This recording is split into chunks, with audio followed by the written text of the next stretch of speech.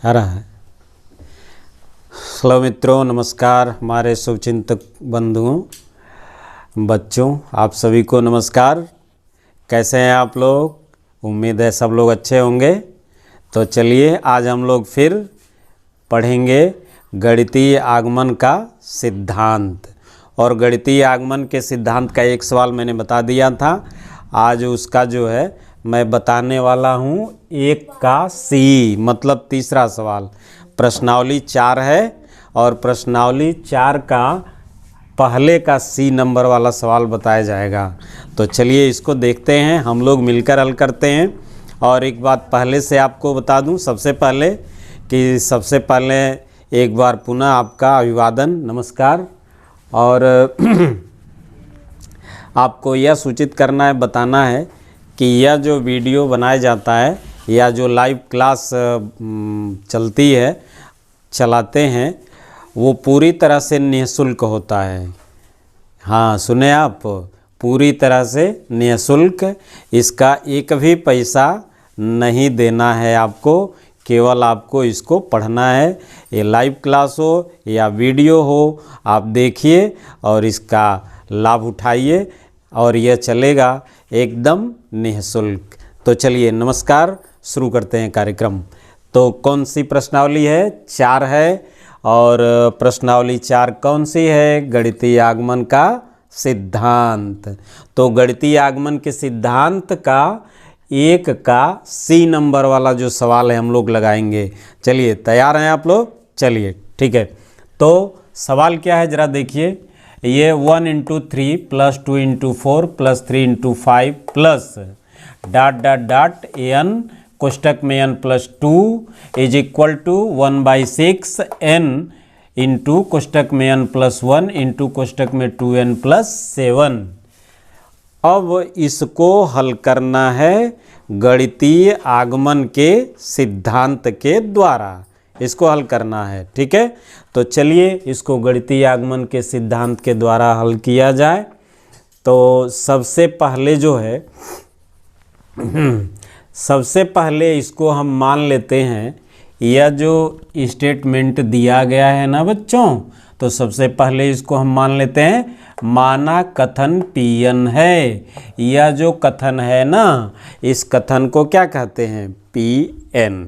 ये कथन Pn है। वैसे तो यह प्रश्न सबके लिए उपयोगी है, जरूरी है, लाभदायक है। लेकिन इसमें एक बात कहना है कि यह जो सवाल है उस किताब का नाम है हंस कुमार, इसके राइटर हैं। किताबें तो सब चलती हैं, NCERT की उन्नति प्रकाशन की किताब है NCERT का।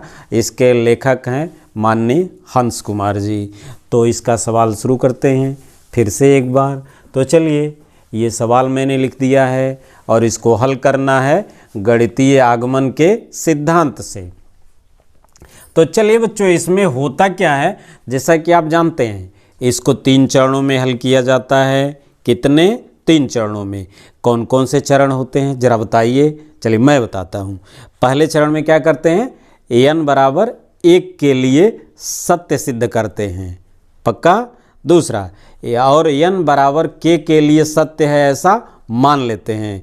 मतलब माना n = k के लिए Pn सत्य है, माने जो स्टेटमेंट दिया गया है वो सत्य है। और तीसरी बात, जब n = k के लिए सत्य है तो निश्चित रूप से n = k + 1 के लिए भी सत्य होगा। लेकिन तीसरे चरण में हम n = k + 1 के लिए सत्य है ऐसा सिद्ध करते हैं। तो चलिए लग जाए हम लोग काम पर। तो आइए, Pn हमने मान लिया ना कथन को, तो यहाँ Pn बराबर दिखा दिया Pn such that 1 × 3 + 2 × 4 + 3 × 5 plus ... n कोष्टक में n + 2 is equal to 1/6 n into कोष्टक में 1 + 1 इंटू 2n + 7। तो चलिए इसको हल किया जाए। सबसे पहला चरण क्या होता है बच्चों? n = 1 के लिए सत्य सिद्ध करते हैं। तो लीजिए n = 1 के लिए, तो n = 1 मतलब जहाँ n है वहाँ 1 रखेंगे। यही है n बराबर 1 के लिए। लेकिन यहाँ हम लोग क्या करेंगे, n बराबर 1 का मतलब यह जो सीरीज है या जो श्रेणी है, जो स्टेटमेंट है, उसका पहला पद लेते हैं। कौन सा पद लेंगे बच्चों? पहला पद। तो 1 × 3 ये बाएं पक्ष में लेंगे और दाहिने पक्ष में ये पूरा स्टेटमेंट, ये पूरा यहाँ से ले लेंगे। तो 1 × 3 इज इक्वल टू 1/6 गुणे, और यहाँ से मान डायरेक्ट रख देंगे। n की जगह क्या रखेंगे? 1। तो यहाँ देखो 1, और यहाँ n+1 है तो 1 धन 1, और यहाँ 2n+7 है तो 2 × 1 धन 7 हो गया। अब चलिए 1 × 3 3 हो गया, 1/6, या देखो 1 1 2, तो 1 × 2, और 2 1 2 और 7 9। यहाँ से देखिएगा 1/6 तो है अपनी जगह पर, और ये 2 9 18, 6 से काट दीजिए 36 18। अब देखिए 3 बराबर 3, इसलिए n बराबर 1 के लिए Pn सत्य है। जब बायां पक्ष और दाहिना पक्ष दोनों बराबर हो गया तो सत्य हो गया। लेकिन ध्यान दीजिएगा, हमने यहाँ बायां पक्ष और दायां पक्ष अलग अलग नहीं लिया है, ओके, दोनों एक साथ लिया है, तो सत्य हो गया, Pn सत्य है। चलिए दूसरा चरण, माना n बराबर k के लिए Pn सत्य है, यह मान लेते हैं। क्या करेंगे? यह मान लेंगे। देखिए क्या है, Pk such that 1 × 3 + 2 × 4 + 3 × 5 plus dot dot, और जहाँ n है वहाँ k। देखिए कहाँ n है बच्चों? यहाँ n है तो k हो गया, n है तो k हो गया, +2 हो गया, बराबर 1/6, यहाँ n है तो k हो गया, n है तो k हो गया, +1 वैसे ही रख देंगे, यहाँ 2n है तो 2k + 7, और इसको हम मान लेते हैं समीकरण नंबर 1। क्यों मानते हैं आगे पता चलेगा। देखिए तो यहाँ तक तो हो गया कि n बराबर k के लिए यह जो स्टेटमेंट है, यह जो कथन है, ये जो गणित का प्रश्न दिया है वो सत्य है। स्टेटमेंट उसको कहते हैं मैथमेटिकल स्टेटमेंट, गणितीय कथन, वो सत्य है। किसके लिए? n बराबर k के लिए एकदम। चलिए देखिए आगे, अब क्या होगा बच्चों? अब हमको सिद्ध करना है कि n बराबर k + 1 के लिए Pn सत्य होगा। देखिए पहला को सिद्ध किया n बराबर 1 के लिए, और दूसरे को मान लिया n बराबर k के लिए, और तीसरा सिद्ध करेंगे किसके लिए? n बराबर k + 1 के लिए भी यह स्टेटमेंट सत्य होगा। यह हम सिद्ध करेंगे। तो चलिए तुरंत लग जाते हैं, सिद्ध किया जाए। देखिए जहाँ जहाँ n है वहाँ वहाँ k + 1, तो देखिए P k + 1 सच दैट 1 × 3 धन 2 × 4 धन 3 × 5 धन डॉट डॉट डॉट, और ये देखिए यहाँ k है ना बच्चों, k + 1, यहाँ k है तो k + 1 + 2, और बराबर 1/6, यहाँ k है तो k + 1, और यहाँ देख लीजिएगा k + 1, तो k की जगह k + 1, और ये +1, और ये 2k, तो 2 का गुणा हुआ है k में, बड़ा कोष्टक लगा दिया, 2 बाहर, और अंदर k की जगह k + 1, और यह +7 माने 7। ओके, अब जरा सोचिए कि यह हमने लिख दिया n की जगह k + 1, तो फिर हम सिद्ध क्या करेंगे? अरे भाई ये तो जानना जरूरी है ना कि आपको सिद्ध क्या करना है। तो लीजिए सिद्ध करेंगे, या जो यहाँ से दिया है ना, इसमें मैंने लिख दिया है कि k की जगह k + 1, तो वही बायां पक्ष ले करके इस दाएं पक्ष के बराबर लाना है। बाएं पक्ष को हल करके किसके बराबर लाना है? दाहिने पक्ष के। ठीक है बच्चों, तो चलिए वैसे लगाने की 2 विधियां हैं, यहाँ से लगाने की 2 विधियां हैं, लेकिन अभी फ़िलहाल मैं आपको एक विधि बता रहा हूँ, लेफ्ट हैंड साइड से कैसे आप राइट हैंड साइड लाएंगे। तो चलिए हम यहाँ से उठाते हैं ये पूरा मामला। कहाँ चले गए भाई? ये हमने रख दिया ना k + 1, इसी बात को, ये जो लेफ्ट हैंड साइड है इसी को मैं यहाँ उठा के रख दिया, जो k + 1 रखा है उसको लिख दिया ना। चलिए जरा सोचिए, एक संख्या लेते हैं 4, तो 4 में 1 जोड़ेंगे तो क्या हो जाएगा? 5, मतलब 4 के ठीक आगे क्या आ गया? 5, और 4 से पहले आना होगा तो 1 घटा लेंगे, तो 4 से 1 पहले क्या हो जाएगा? 3, मतलब कि k + वन हमने यहाँ लिखा है ना, तो k+1 के पहले का मान क्या होगा, k में होगा। इसका मतलब जो हमने k वाला मान लिखा है वही होगा, ये होगा।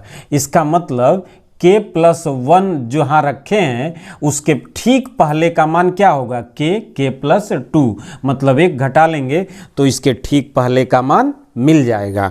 तो यहाँ हमने क्या किया, एक बार फिर इसी मान को लिख दिया है और यहाँ इसके ठीक पहले वाला मान, मतलब यह एक अधिक हो गया, एक जोड़ने पर आया है, तो यहाँ हम एक घटा कर ला दिए, मतलब ठीक वही मान जो ऊपर पहले दिया है। यहाँ आपको सोचना नहीं है, बस यह देखना है कि जो ऊपर है भैया वही तो के वाला मान है। देखिए ये ऊपर के वाला मान है, उसी को यहाँ रख दीजिए, और ये तो आपने एक जोड़ कर लाया है तो रख लीजिए, ये यहाँ रख लीजिए। ऐसा करते क्यों हैं भाई, प्रश्न हल करना है ना, सिद्ध करना है, तो इसलिए रखते हैं कि वो प्रश्न हल करना आसान हो जाए, हमको एक मान मिल जाए। तो मान देखिए मिलेगा कैसे, जब हमने के गुणे k+2 रख लिया ना, तो अब यहाँ से देखिए यहाँ तक, यहाँ देखिए, देखो बच्चों यहाँ तक ये देख लीजिए, मैंने लगा दिया मार्क ना, ये चिन्ह लगा दिया। यहाँ तक कहाँ है भैया, समीकरण नंबर 1 में देखो यहाँ तक है कि नहीं, तो ये लेफ्ट हैंड साइड है और यह राइट हैंड साइड, तो लेफ्ट के बराबर राइट होता है, राइट के बराबर लेफ्ट। हमको ज़रूरत होती है तो लेफ्ट हैंड साइड की जगह राइट हैंड साइड लिखते हैं, और राइट हैंड साइड की जगह क्या लिखते हैं, लेफ्ट हैंड साइड। तो यहाँ हमारा ये लेफ्ट हैंड साइड वाला मिल रहा है, इसका मतलब हम इसकी जगह पर ये राइट हैंड साइड वाला मान लिख सकते हैं। तो चलिए लिखते हैं, समीकरण 1 से मान रखने पर, मतलब इतने की जगह हम यह मान रख लेते हैं। देखिए 1/6 k+1 2k+7, देखो बच्चों कहाँ गया, यही है ना, 1/6 k+1 और 2k+7, ये पूरा मान हमने यहाँ क्या कर लिया, रख लिया।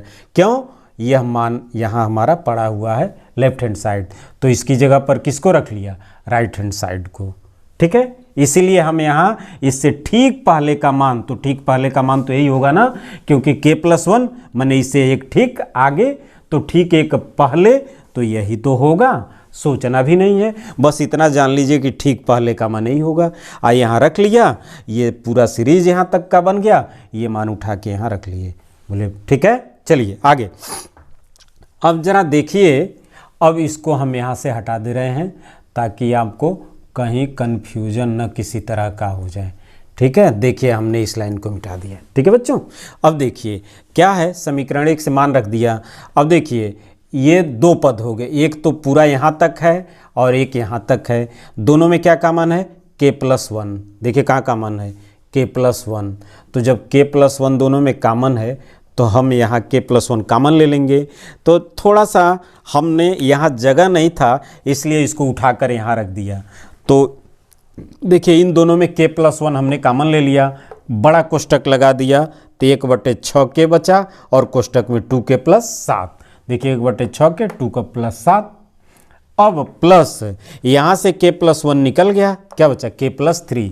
देखिए k+3 हो गया। ठीक है, अब चलिए ये k+1 है, अब यहाँ 1/6 है, तो इसका भी तो हर होना चाहिए ना, तो एलसीएम इसका 1 ले करके बटा हर इसका 1 मान करके, और एलसीएम 1 और 6 का 6 होता है। तो अगर आपको एलसीएम न लेना हो तो डायरेक्ट इस 6 का इसमें गुणा कर दीजिए, बात तो वही होगी। तो हमने 6 का यहाँ गुणा कर दिया और ये पूरा मान वैसे ही यहाँ आ जाता है और पूरे के बटा 6 हो जाता है। या तो एलसीएम लेकर करिए या डायरेक्ट गुणा कर दीजिए।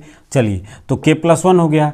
अब ये पूरा मान यहाँ से देखिए, ये 6 यहाँ आ गया ना, तो 6 का गुणा कर दीजिए, 6k प्लस और ये 36 18, इसका भी गुणा कर लीजिए 2k² प्लस 7k। अब 1/6 यहाँ है नीचे सबके, तो इस कुछ 6 को इसके नीचे ले लीजिए, k+1/6। अब इनको जरा देखिए, 2k², 7k plus 6k, 7k plus 6k 13k हो गया, प्लस 18।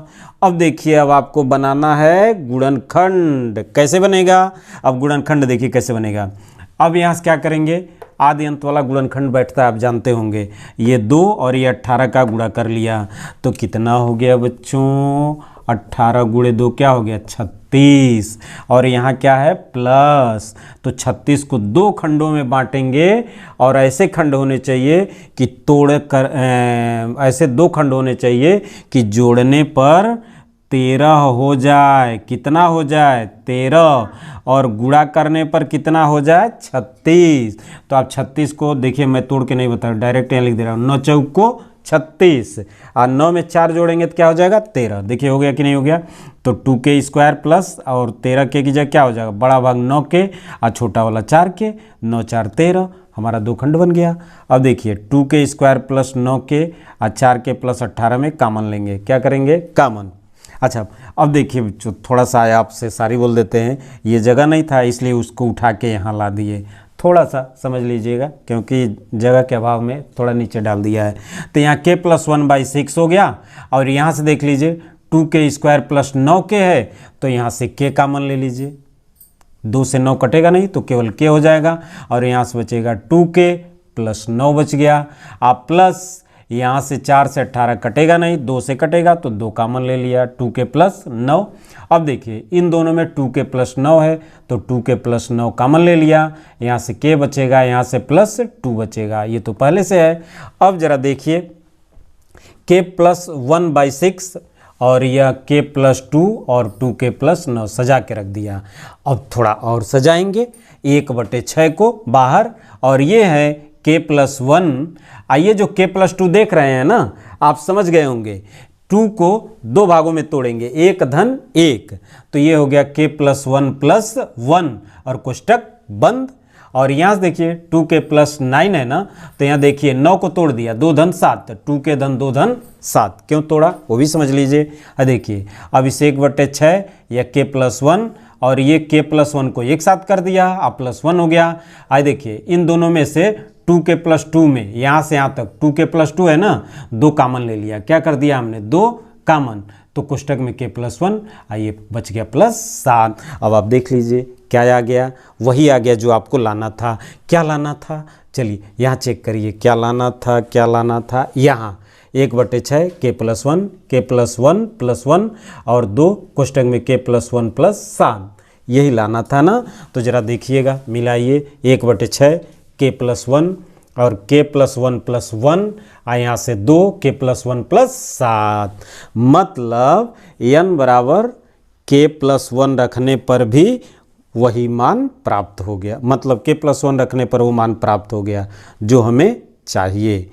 तो आया कैसे, बाएं पक्ष को हल किया तो क्या मिल गया, दायां पक्ष, वही मान लाना था।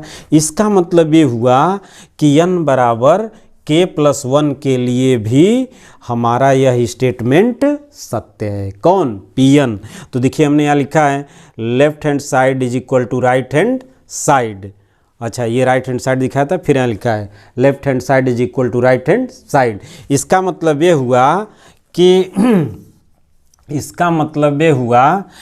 n बराबर k + 1 के लिए Pn सत्य है, Pn सत्य है। ठीक है बच्चों, देखिए मैंने लगा दिया n बराबर k + 1 के लिए Pn सत्य है, हो गया सत्य। अब एक लाइन नीचे और जोड़ा जाता है। क्या जोड़ा जाता है और वो जरा देख लीजिए क्या है। लिखेंगे गणितीय आगमन के सिद्धांत के द्वारा यह जो स्टेटमेंट है वो सत्य सिद्ध हुआ। किसके लिए, n is the element of n के लिए। भाषा आप बदल सकते हैं, थोड़ा बदल करके लिख सकते हैं। गणितीय आगमन के सिद्धांत द्वारा दिया गया statement n is the element of n के लिए सत्य हो गया। तो चलिए, आपको उम्मीद है आपको समझ में आया होगा। नहीं समझ में आया होगा, वीडियो को एक बार दो बार देख लीजिएगा, समझ में आ जाएगा, निश्चित रूप से समझ में आएगा। और आप इसमें और क्या सुधार की ज़रूरत है, सुझाव दीजिएगा। चलिए, आप सभी को नमस्कार और बच्चों को शुभ आशीष। फिर मिलते हैं अगले वीडियो में। अच्छा लगे तो सब्सक्राइब कर लीजिएगा, लाइक कर दीजिएगा और शेयर भी कर सकते हैं। और यह एक बात और अंत में जान लीजिए कि यह क्लास पूर्ण रूप से निःशुल्क होगा, एक भी पैसा नहीं लगेगा, कोई शुल्क नहीं लगेगा और इसमें कोई पढ़ सकता है। यह समाज सेवा के लिए है। चलिए, नमस्कार।